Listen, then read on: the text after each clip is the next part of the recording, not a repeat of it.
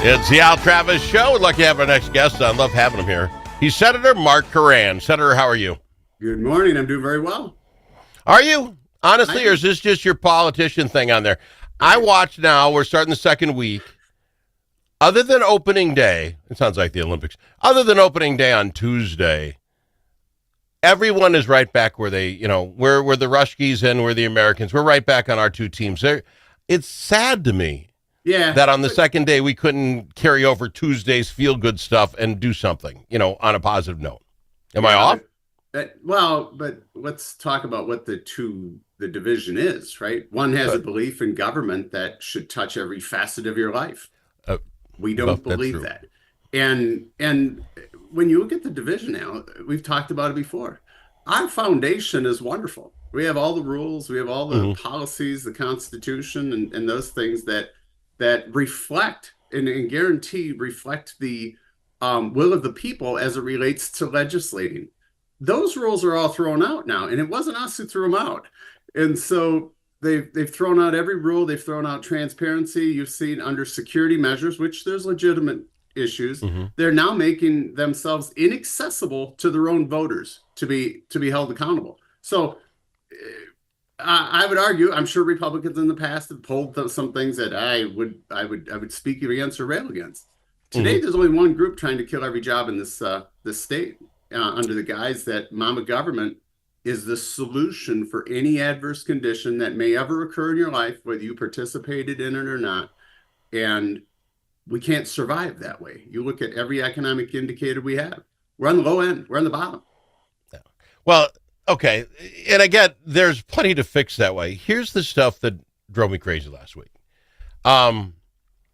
We knew there was fraud at the end of last session. You've been talking about it for forever, and we can't get the OIG bill passed, right? Because the Democrats in the House said no, we're not even going to touch this thing. They voted not to vote it under some weird parliamentary thing, but they're not going to touch it. They voted to gut it. Yeah. Well, then we come back after 9 months of being in the headlines of every newspaper, every TV show across America, the fraud running rampant here. We have that Optum report comes out. You got DHS not falsely filling out paperwork after the fact. Optum comes out and says, you know what, if we just followed our own rules, we'd save $1.7 billion. All this is coming out, and I thought to myself, then you see Tuesday, the cool entrance, the Hoffman entrance, and then you're going to do the Hortman memorial. Everybody, we all understand this is America's number one, Minnesota's number one. The next day, that OIG bill comes up. And I really read it was X, but I read that evidently the Republicans, by a 67-67 vote, voted it down. So I had to read the article because that makes no sense. All 67 went against the thing they were for. Well, because they put in the poison pill, right? They took all the guts out of the thing. They said this doesn't do anything but cost more money. Sir, if one Democrat can't see what happened in the last 9 or 10 months and say, it may not be a perfect bill, but it's going to get us going in the right direction.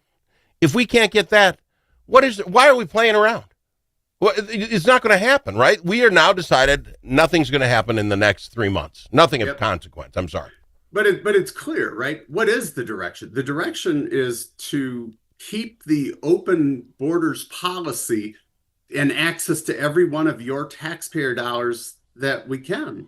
And Al, you talked, the Optum report said, well, if you just followed the rules. No, what they meant is if you would just get out of your basement and do your job, we wouldn't have these things, right?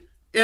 And so the OIG bill that's a long-term solution, right? It would give near-term, it would force the state, or it would enable the state to do the investigatory piece and prosecutory pieces that wouldn't be held hostage to the legislature nor the governor in the decisioning to prosecute anyone. We don't care who commits fraud, and so it's not the short term. The short term is they must do their jobs, and they refuse to do it. Al, I think, like I said last time, this is the least effective government we've probably had since the creation of state government. Let me go even further. We don't pay attention to the AOL report, You don't want to listen to Optum, who we paid $2 million to tell you the same stuff, right? I mean, they just prosecuted a couple of their people. See, and this stuff goes by. What he's talking about is somebody working for Optum. This is before we hired him to then take a look at our fraud.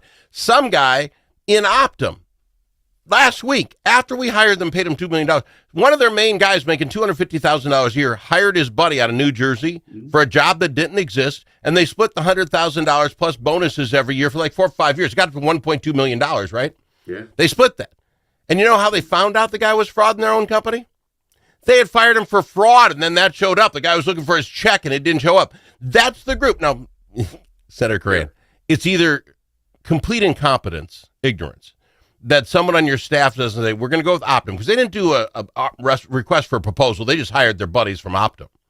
Yeah. You don't do a Google search and see that Optum is currently in a lawsuit for fraud? That's ridiculous. Yep. Al, it used to be incompetence, right? Yeah. Complicity, certainly, with the redirection or inability stopping him from. But I would argue the third piece of it that probably supersedes all of that is the willful ineffectiveness and choice to not do their job. We're talking about really simple things. Did you see the House hearing yesterday, the fraud committee? Yeah. And so the autism service providers in their not their licensing, their educational capacities to perform autism service, right? A medical mental health service that we allow a self-attestation. Well, they said they were certified. They said they met our criteria that we made up. And then you have the same thing across the board on even the entitlements. 1 to 3 elements of an individual's enrollment eligibility determination is based on a self-attestation. 1 to 3 for every person in the household for every entitlement program. And so you look at that, it's like, I'm a former tax guy. And so I guess we can get rid of the Department of Revenue because my self-attestation is it's true, accurate, and correct. We can save millions of dollars. See, and that's for folks who don't understand what he's saying. You do your taxes if you're a small business guy, and you sign off saying, this is the best I do. I did everything good. It's all right. Don't worry about it. So I sign my name to it. It's the same way they go about saying, yep, my kid's got autism. I'm telling you he does. And you can just say that, and it's like, okay, now it's true. So why do we have a Minnesota Department of IRS? They shouldn't be taking my money because it's the same thing with voting. I attest these 8 guys are good. Oh, then they're good. One last thing before we go to break.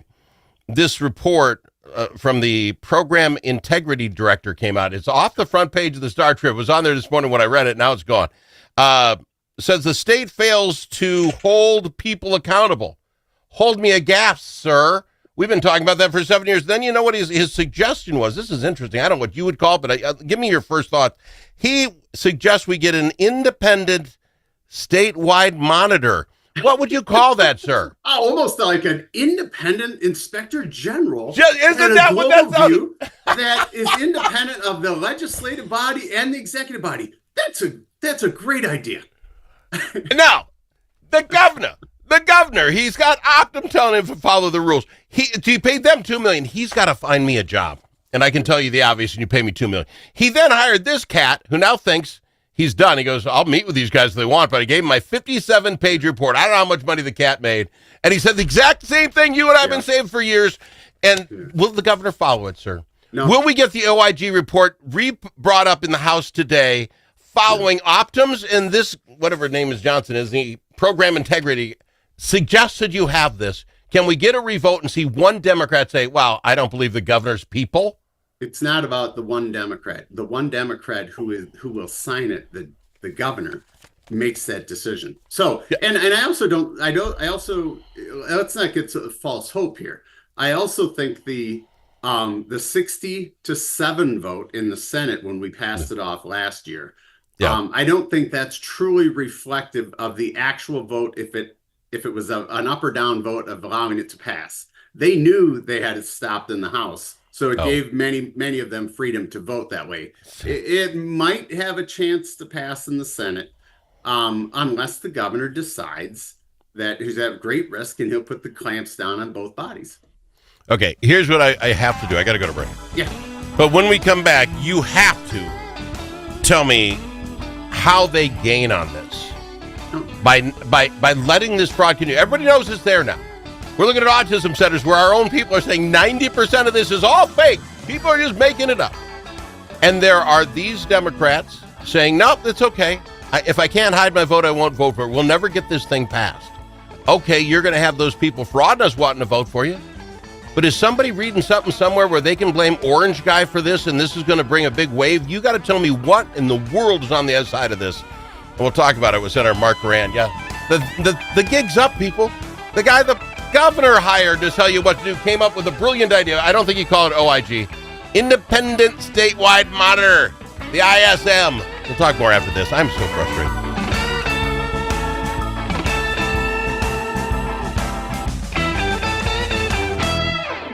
You know what's interesting about that? We go to break, and we come back, and Senator Koran is laughing at me, because you're going to see my head blow off the top of my shoulders. You think it's funny. This guy literally did, I don't know what he got paid. 57-page report. You know what he could have done? Is bought you a beer and sat down for an hour and a half and had this thing done. Al, I think I know what the solution is, and the solution always, one, political motive, right? And the lip service that the governor about he cares and all. That's part of the problem. That's part of the sales pitch. We're compassionate people, right? We want to take care of the greatest needs, and everything's couched under the guise of a social ill, right? Whatever social ill, homelessness, autism, you name it, right? An indigent person needs health care. We've always provided. But today, the explosive growth under the last 8 years is unrecognizable or unsustainable, but it is the explosion of the same thing. We have created fake need to a scale we've never imagined, so we have to fund it at a scale we've never imagined, and every social ill has grown exponentially. Now, why will the governor not change it? Well, one, he's protecting a variety of people. He's protecting public unions, who's his number one contributor to politics, besides dark money. Remember, Democrats hate dark money. They're exclusively benefactors. But it also is about the voter bloc. He is feeding, in the cities of St. Paul, Minneapolis, and Hennepin County, you name all of the bluest of the cities, he's feeding them dollars by the bushel. They're handing out energy assistance, right? And the people that run those energy assistance programs, do you think there's Republicans that have these nonprofits that are littering all of our streets? And so they're wrapping everybody around and say, hey, you know what? We've got these dollars, right? We pass the dime down for every dollar we receive to you, the little person that actually may have a great need. And then they spend the other 90 cents on their operational capacities in St. Paul, Minneapolis, and they're massaging their voter base, right? And if you don't continue to vote Democrat, these dollars, which are actually keeping the population contained and dependent on government, goes away. And so the greatest success we should have is the nonprofits are not going to work themselves out of a job. And the people they serve are being told, you said earlier, Orange man bad, Republican bad. This all goes away and you're going to be homeless. Wait, you're already homeless. You're going to be more people homeless. Wait, there are already more people homeless. So that really is it. It's about the dollars. It's the amount of money that just doesn't go where you want it. We're compassionate. We don't want people with autism to suffer alone. We'll send you money. 90% of it doesn't go anywhere. How can I feel good about that? Homeless people, there's just many homeless as before. Here's what I'm thinking. Oh, don't do this. I should really think first. Orange mad's so bad and Minnesota's so lost. If we can't figure out what happens in November, if we can't figure out how to make this train stop, I thoroughly suggest that President Trump and the federal government cuts off every dime here. And see if Minnesota can survive taxing its own self into oblivion. You know what I'm saying? Why are we just sent it out the back door. If you could see, just like you're withholding, right? If you had to write your check outside of self-employed people every week from a W-2 employee, why do you think we have that? It would be a revolt. And that would be $45 billion of federal money, of your money that does come back into the states. And if you had to see it out, but they've been really blessed to have the local media we have that even today they're covering it, but it's like the excuse machine. Oh, well, it's not really that bad. Shireen Gandhi now is Department of Human Services. Well, you can just expect fraud. And We can expect an element of people attempting to defraud us. It's our sole purpose as a state agency is to make sure we do everything possible to stop those things and are great stewards of those dollars. And you can't even pretend it. It's like, well, we didn't do anything. We made it up. We created policy holes so large that it makes it impossible to prove fraud in many cases. And the Gandhi thing, they made the gal who's been for over a year now, the interim DHS gal, they made her now the commissioner of DHS. This is the same gal that we watched sit in front of a committee and literally hear that the OALA said, I've never seen people just making up paperwork. Right. That they just were creating stuff. And this gal came back and said, that's the first I heard of that. Not I fired any, but not that you're telling me my people were stealing, writing off. Anyone else would go to jail if you did this in your IRS taxes. She didn't do anything, and now she's in charge. Right. And now, and even an act of contrition to say, this will, I may have learned about it today, but which they don't because they get that report a week before, by the way. An act of contrition that you care and you're going to do something about it. But remember, she's been here since 2017 and the deputy commissioner since 2022. That's what I'm saying. Nothing's going to change her. I'm out of time. You got me mad. I appreciate you. Enjoy the rest of the day. Let's leave with this. We still live in the greatest country in the world in the most economically prosperous time in the history of mankind. And I have faith we're going to get through it. Well, and I love your faith because how long has this been going on? According to the program integrity director, since the 70s in Minnesota, no one's been doing what they're supposed to. I appreciate you, Mr. Koran. I always do. Senator, thank you for being here. Have a great day. He's Senator Mark Koran on the Al Travis Show. More right after this.